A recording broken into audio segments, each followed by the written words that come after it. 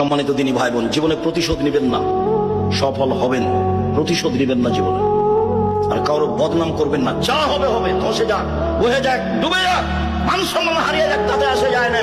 পাল্টা তার বদনাম করতে রাজি নই। করবো না বদনাম, যা হবে হবে। তার বিরুদ্ধে মামলা করব না, জমি দখল করে চেক করেছে। মামলা কারো বিরুদ্ধে করে মানুষকে জেল হাজত দিয়ে 1 মিনিটের জন্য আমি বাঁচতে রাজি নই। সম্মানিত দিনী ভাই বোন, শুনুন, কিভাবে ছেলে মেয়েকে জাহান্নাম থেকে বাঁচাবেন, শিক্ষিত কিভাবে করবেন। এবার শুরু হয়ে গেল একসাথে বাপ মা জিম্মেদার। একই ভাষা আল্লাহ রাসূলের মুখে, একসাথে মাও জিম্মেদার, বাপও জিম্মেদার, বাপও জিম্মেদার, মাও জিম্মেদার, একসাথে একই ভাষা। চলেন দেখি কয়েকটা। আবু হুরায়রা রাদিয়াল্লাহু তাআলা আনহু বলেন, রাসূল সাল্লাল্লাহু আলাইহি ওয়াসাল্লাম বলেছেন, কুল্লু মাউলুদিন ইউলাদু আলাল ফিতরা, প্রত্যেকটা ছেলে মেয়ে ইসলামী ধারণ ক্ষমতা নিয়ে জন্মগ্রহণ করে। আবুহু ইউহাবেদানিহি, তার পিতামাতা তাকে ইহুদি করে দেয়।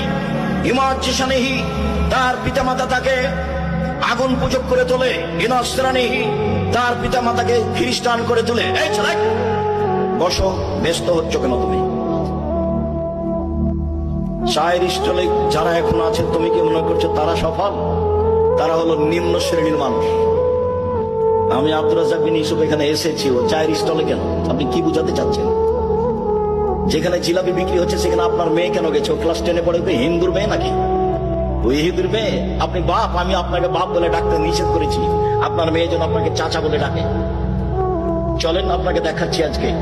আর আপনার স্ত্রীকে আপনার মেয়ে যেন খালা বলে ডাকে।